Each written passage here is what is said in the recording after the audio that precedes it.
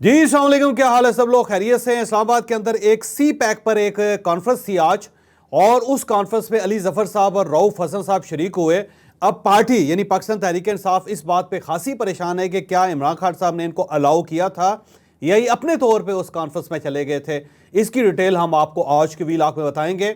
आज पाकिस्तान तहरीक इंसाफ ने पूरे पाकिस्तान में इमरान खान साहब की रिहाई के लिए एक एहतजाजी मुहिम का ऐलान किया था। इस मुहिम का क्या बना ये भी हम आपको आज के वीलॉग में बताएंगे। और मलकू के बारे में एक खबर आ रही थी कि आज वो भी प्रेस कॉन्फ्रेंस कर चुके हैं, यानी वो भी वहां से यहां आ गए। ये मलकू की बैकग्राउंड क्या है ये भी हम आपको आज के वीलॉग में पूरी तफसील के साथ बताएंगे। और आज इमरान खान साहब ने गवर्नमेंट के साथ मुज़ाकरात का जो चैप्टर है उसको दोबारा क्लोज कर दिया है, और खान साहब का कहना है कि मुज़ाकरात तो नहीं हो सकते। अब खान साहब ये मुज़ाकरात की ऑफर से पीछे क्यों उठे हैं ये भी हम आपको आज के वीलॉग में बताएंगे। और साथ ही इमरान खान साहब ने यह भी कहा है कि अगर मेरे सेल का पंखा बंद हो जाए तो मेरा पूरा सेल जो है वो ओवन बन जाता है। क्या वाकई ओवन बनता है? ये भी पूरी तफसील के साथ आपको इसी वीलॉग में बताया जाएगा। लेकिन वीलॉग की तरफ जाने से पहले मेरी आपसे रिक्वेस्ट है कि आप इस चैनल को सब्सक्राइब ज़रूर कीजिएगा, और ये जो बेल आइकन है इसको अब आपको दबाना चाहिए ताकि आपको नोटिफिकेशन मिलता रहे। और यही वो सपोर्ट है, यही वो फेवर है जो आप हमारी कर सकते हैं। और इसका फ़ायदा क्या होगा पूरी डिटेल के साथ किसी वीलॉग में हम आपको ये भी बताएंगे। इस्लामाबाद में आज सी पैक पे एक बड़ी कॉन्फ्रेंस थी, और उसके लिए खसूसी तौर पे चाइना से एक उनके मिनिस्टर यहाँ पे तशरीफ़ लाए। और सी पैक के ऊपर उनका ख्याल ये था कि सारे स्टेक होल्डर्स को इकट्ठा किया जाए और उनसे पूछा जाए कि क्या वाकई आपको इस टाइप का प्रोजेक्ट चाहिए या नहीं चाहिए। तो आज गवर्नमेंट की एक बहुत बड़ी कामयाबी है कि वो पूरी अपोजिशन को भी खींच के उस कॉन्फ्रेंस में ले आई, और उसमें मौलाना फजलुर रहमान साहब भी थे, उसमें पाकिस्तान तहरीक इंसाफ की तरफ से अली जफ़र साहब शामिल थे, फिर उसके अंदर रऊफ हसन साहब शामिल थे, फिर इसके साथ साथ जो गवर्नमेंट की साइड है उसके ऊपर आप देख लें वहाँ पे MKM थी, वहाँ पे पाकिस्तान पीपल्स पार्टी थी, वहाँ पे पाकिस्तान मुस्लिम लीग नून थे। और इस सारे जो सिनेरियो है उसका सेहरा दो लोगों के सरों पर जाता है।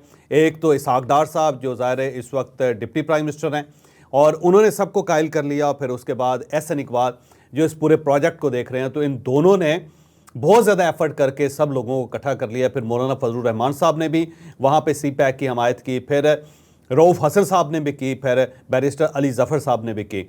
जब हमने पाकिस्तान तहरीक इंसाफ के लोगों से पूछा कि क्या इसको गवर्नमेंट के साथ मुलाकात का, राब्ते का, मुज़ाकरात का पहला स्टेप समझा जाए, तो इस पे खासे लोग वो कंफ्यूज थे। पार्टी की तरफ से एक कन्फ्यूजन से भरा हुआ मैसेज आया कि जनाब हमें तो ये पता ही नहीं था कि इस किस्म की कोई कॉन्फ्रेंस भी हो रही है, और उसके अंदर रऊफ हसन साहब पार्टी को रिप्रेजेंट कर रहे हैं, या उसके अंदर बैरिस्टर अली जफ़र साहब जाएंगे। फिर मैंने उन सब से पूछा कि आप इमरान खान साहब से कंफर्म करें कि क्या इमरान खान साहब ने इनको इजाज़त दी थी।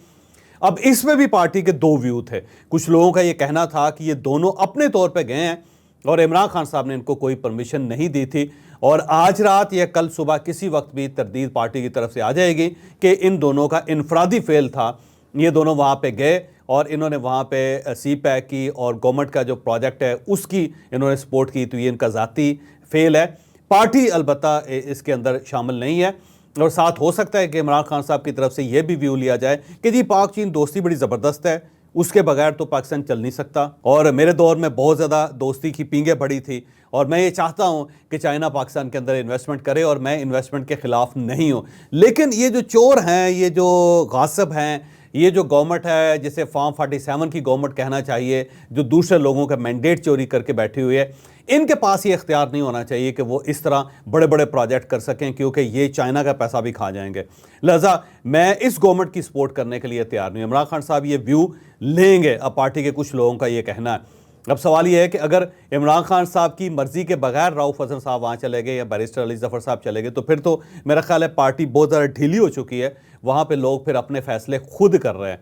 अब मेरी ज़ाती इंफॉर्मेशन ये है कि इमरान खान साहब को वाकई इस पिक्चर में शामिल नहीं किया गया था, और इमरान खान साहब से ये इजाज़त नहीं ली गई थी, और अब इमरान खान साहब का वार किसी वक्त भी हो सकता है, जिस पर ज़ाहिर चाइनीज़ भी नाराज़ हो सकते हैं और परेशान हो सकते हैं। लेकिन ज़ाहिर है गवर्नमेंट ने यह फैसला कर लिया है, रियासत ने यह फैसला कर लिया कि सी पैक जो है वो हर सूरत मुकम्मल होगा, और इसमें किसी किस्म की गुंजाइश नहीं छोड़ी जाएगी। अब हम मलकू की तरफ आते हैं। मलकू एक अवामी गुलकार हैं, और लोग उनको बहुत ज़्यादा पसंद करते हैं। आपने उनका एक गाना ज़रूर सुना होगा कि रुलते गए हैं पर चस बड़ी आई है, वो बहुत ज़्यादा पॉपुलर हुआ उनका। उसके बाद फिर उन्होंने एक नक द कोका के नाम से एक गाना बनाया था जिसमें उन्होंने कैदी नंबर 804 का जिक्र किया था और उसे पाकिस्तान तहरीक इंसाफ ने उठा लिया था। अब वो उससे मलकू बहुत ज़्यादा पॉपुलर हो गए। पिछले दिनों उन्होंने इंग्लैंड जाना था, जब वो एयरपोर्ट पहुंचे तो उन्हें कह दिया गया कि जनाब आप तो नहीं जा सकते, क्योंकि वजूहात तो बहरहाल उनको नहीं बताई गई थी। वो पूछते रहे कि जनाब क्या मेरा नाम ECL पे है, क्या मेरा नाम को ब्लैक लिस्ट है, क्या मैं रेड वारंट पे हूँ, लेकिन उन्हें नहीं बताया गया और उसके बाद फिर उन्हें वापस भेज दिया गया। और उस पर ज़ाहिर है वहाँ पे उनका कंसर्ट था, ठीक ठाक किस्म के पैसे लिए हुए थे, वो कंसर्ट ख़राब हो गया। तो उसके बाद मलकू को लोगों ने बताया कि भाई साहब, अगर आप अपना कारोबार चलाना चाहते हैं, अगर आप ये चाहते हैं कि आप पाकिस्तान के अंदर गा भी सकें और वो गाना वायरल भी हो सके और उससे आप कमाई भी कर सकें, तो ये जो कैदी नंबर 804 है इससे थोड़ा सा पीछे आपको हटना पड़ेगा। जैसे कि फवाद चौधरी साहब हट चुके हैं, जैसे कि अली जैदी साहब हट चुके हैं, जैसे कि इमरान इस्माइल साहब हट चुके हैं, जैसे कि परवेज़ खटक साहब हट चुके हैं, जैसे कि जहांगीर तरीन साहब हट चुके हैं। बहुत सारे लोगों का नाम दिया गया, इन्हें इन सब की मिसाल दी गई कि आप ये देख लें, जब ये थोड़ा सा पीछे हटे, इन्होंने एक प्रेस कॉन्फ्रेंस की और उसके बाद ये अपनी ज़िंदगी में मगन है और दिन दुगनी और रात चुगनी तरक्की कर रहे हैं। तो बेहतर ये है कि आप प्रेस कॉन्फ्रेंस ही कर दें। तो अब मलकू साहब तैयार हो गए प्रेस कॉन्फ्रेंस करने के लिए, लेकिन फिर उन्हें एक दूसरा मशवरा ये दिया गया कि इसकी ज़रूरत क्या है प्रेस कॉन्फ्रेंस करने की, ज़ाहिर है आपको सियासतदान तो है नहीं, बेहतर ये है कि आप जो नक का कोका है उसके अंदर थोड़ी सी वेरिएशन ले आएँ, उसमें पाक फ़ौज को भी डाल दें। तो उसके बाद मलकू साहब ने उसके अंदर एक नई वेरिएशन मुतारफ़ करवाई और वो जो वेरिएशन है आपने सुन ही ली होगी, लेकिन मैं चाहता हूँ कि आप उसे दोबारा एक बार सुन ही लें, तो इससे आपको पता चल जाएगा कि मलकू साहब जो हैं वो कैदी नंबर 804 से तकरीबन जो है ना 180 दर्जे पे दूर जा चुके हैं और अब वो भी पाक फ़ौज जिंदाबाद के नारे लगा रहे हैं। अब मलकू साहब का वो जो गाने का टोटा है, मैं चाहता हूँ आप वो देख लें, आपको यकीनन इससे तशफ़ी होगी, तसल्ली बहुत होगी आपकी।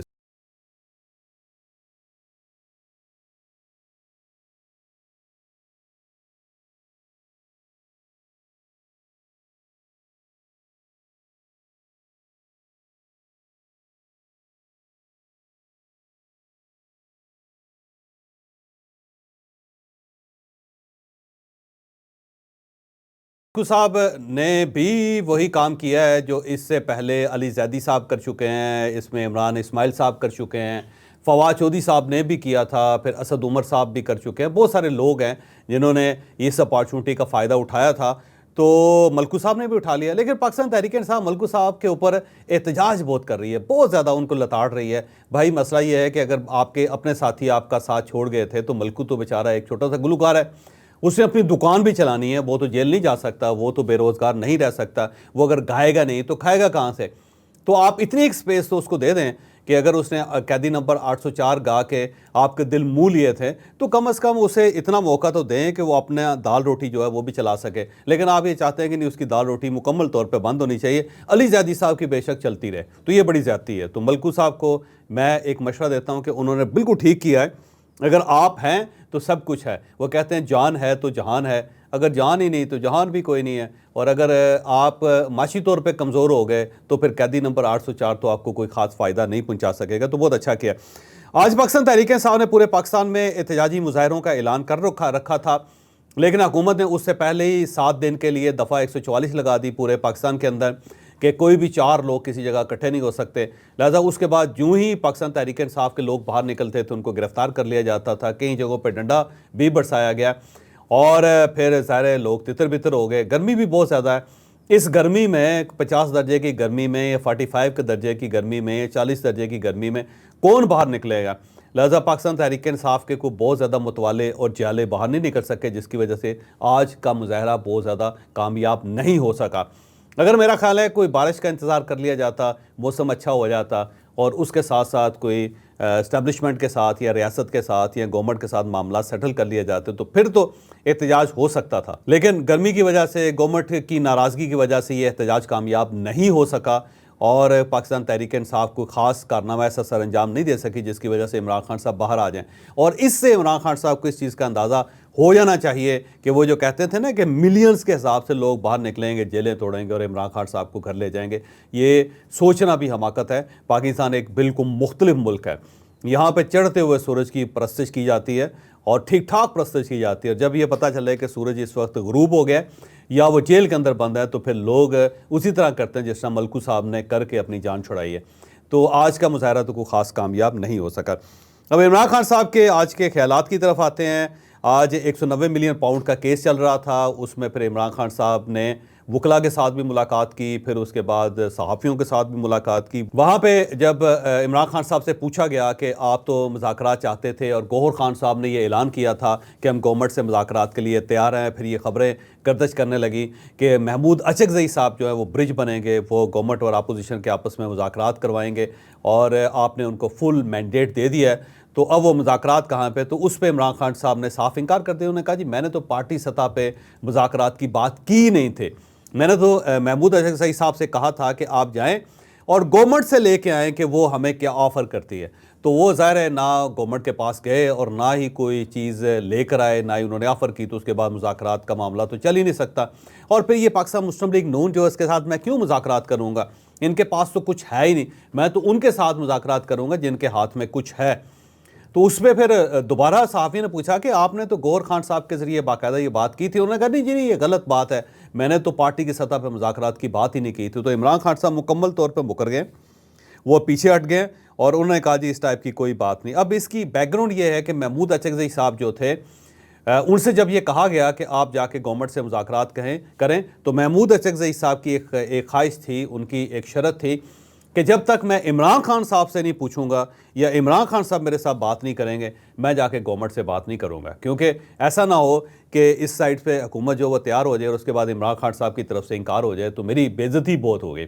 लेकिन इमरान खान साहब इसके लिए तैयार नहीं हुए, लिहाजा ये मामला लटक गया। बिल्कुल इसी तरह मौलाना फजलुर रहमान साहब के साथ जो पाकिस्तान तहरीक इंसाफ का एक रोमांस चल रहा था, वो भी डेडलॉक का शिकार हो गया। उसकी वजह यह है कि मौलाना फजलुर रहमान साहब ने कहा है कि जब तक इमरान खान साहब एक तहरीरी मुआहिदा नहीं करेंगे मेरे साथ, मैं खुल के इनकी साइड लेने के लिए तैयार नहीं हूँ। मैं पब्लिकली पाकिस्तान तहरीक इंसाफ के साथ अपना जो स्टेज है वो शेयर नहीं करूँगा, ना आपके साथ चलूँगा। लिहाजा एक तहरीरी मुआहिदा होना चाहिए जिस पे ज़ाहिर इमरान खान साहब रिलेक्टेंट है। लिहाजा उस साइड से भी मौलाना फजलुर रहमान साहब की साइड से भी मामलात डेडलॉक का शिकार हो गया, इस साइड से महमूद अचकज़ई साहब की साइड से भी डेडलॉक मुकम्मल तौर पर आ गया हो, क्योंकि इमरान खान साहब पीछे हट गए और उन्होंने कहा जी मैं तो पार्टी सतह पर मुज़ाकरात नहीं कर रहा। फिर वहाँ पे एक सहाफ़ी ने पूछा कि अगर इस्टेब्लिशमेंट का एक नुमाइंदा दरमियान में आ जाए तो फिर आपके लिए काबिल कबूल है। इसका जवाब उन्होंने आएँ बाएँ दाएँ शाएँ करके दिया और उसमें उन्होंने कहा कि देखें जी मैं तो पाकिस्तान के लिए मुज़ाकरात करना चाहता हूँ और अगर मुझे कन्विंस कर लिया जाए, मुझे ये बताया जाए कि आपके पीछे हटने से मुल्क को फ़ायदा हो सकता है, तो मैं मुकम्मल तौर पर पीछे हटने के लिए तैयार हूँ, लेकिन पहले मुझे मुतमईन तो करें। तो इसका जवाब उन्होंने ना हाँ में दिया ना में दिया, क्योंकि पाकिस्तान तहरीक इंसाफ का एक मुतालबा ये भी है कि मुज़ाकरात करें, लेकिन उसके अंदर इस्टेब्लिशमेंट के नुमाइंदे मौजूद होने चाहिए ताकि इस्टेब्लिशमेंट जो है उसके साथ भी हमारा एक राब्ता पैदा हो। लेकिन इस्टेब्लिशमेंट सरदस्त से इसके लिए तैयार नहीं है। उसका ये कहना है कि जी सियासी मुज़ाकरात हैं, ये सियासतदानों को आपस में करने चाहिए, हमारा कोई तुक नहीं बनता कि हम उसके दरमियान बैठें या आगे उसके अंदर कोई आप लोगों की मदद कर सके। फिर इमरान खान साहब ने यह भी कहा कि एक बहुत बड़ी सर्जरी की ज़रूरत है और मुल्क के हालात बड़े ख़राब हैं, क्राइसिस है, और ये जो सर्जरी है और ये क्राइसिस जो है एक लेजिटिमेट गवर्नमेंट जो है वही इसको हल कर सकती है, इन लोगों के बस की बात नहीं है। फिर उनसे ये कहा गया कि जी ये जो प्रोटेस्ट हो रहे हैं खैबर पख्तूनख्वा के अंदर, इनका क्या बने हैं और ये क्यों हो रहे हैं। तो उस पर इमरान खान साहब ने बड़ा मज़े का जवाब दिया। उन्होंने कहा जी चोरी, बिजली की चोरी तो पूरे पाकिस्तान के अंदर होती है, सारे सूबों के अंदर होती है, लेकिन ये सिर्फ खैबर पख्तूनख्वा की बिजली क्यों बंद की जाती है। यानी वो एक जस्टिफाई कर रहे हैं कि जहाँ पे क्योंकि सिंध के अंदर चोरी हो रही है, बलूचिस्तान के अंदर हो रही है, कश्मीर के अंदर हो रही है, कुछ इलाके पंजाब के वहाँ पे भी हो रही है, तो खैबर पख्तूनख्वा के अंदर भी अलाउड होना चाहिए कि आप भी चोरी कर लें। तो उनका जवाब ये था। वैसे अगर एक लिहाज से देखा जाए तो जवाब वैसे ठीक भी है उनका कि अगर आपने वहाँ पे खैबर पख्तूनख्वा में लोड शेडिंग करनी है तो जहाँ जहाँ बाकी चोरी हो रही है वहाँ पे भी लोड शेडिंग करें, वहाँ पे क्यों नहीं हो रही। बात इमरान खान साहब की ठीक है और मैं इस चीज़ पे उनके साथ इत्तफाक करता हूँ। फिर उन्होंने कहा कि ये जो मेरा डिप्टी सुपरिटेंडेंट चेंज हुआ है, यानी मोहम्मद अकरम की बात कर रहे हैं, और उसके साथ साथ असिस्टेंट सुपरिटेंडेंट बदला है, ये बड़ी ज़्यादती है क्योंकि ये दोनों बड़े ज़बरदस्त अफसर थे और इनको हटा दिया गया है, जो बड़ी ज़्यादती है। और इनकी जगह ऐसे लोग अब लेके आए हैं कि जो मेरी ज़िंदगी को असाब कर देंगे, मुश्किल कर देंगे। तो इसमें मैंने कल भी आपको बताया था, या सुबह का जो था वीलाग उसके अंदर जिक्र किया था कि इमरान खान साहब जो है वो ये चाहते हैं कि ये जो डिप्टी सुपरिटेंडेंट है वो रहें, क्योंकि इनके साथ वो बहुत ज़्यादा कंफर्टेबल हो गए थे। फिर आखिरी चीज़ उन्होंने कहा कि जो मेजर और कर्नल अडयाला जेल को चला रहे हैं, मैं बाहर निकल के इनके ख़िलाफ़ केस करूँगा, इनको नहीं छोड़ूंगा। तो मेजर साहब और कर्नल साहब, आप तैयारी कर लें। इमरान खान साहब जब बाहर आएंगे तो उन्होंने कह दिया है कि वो आपको नहीं छोड़ेंगे, आपके ख़िलाफ़ तो वो केस करेंगे। अब पता नहीं कौन है वहाँ पे मेजर और कौन है कर्नल जिसके ख़िलाफ़ इमरान खान साहब केस करना चाहते हैं। मुझे याद से अगले व्लॉग में आपसे मुलाकात होगी।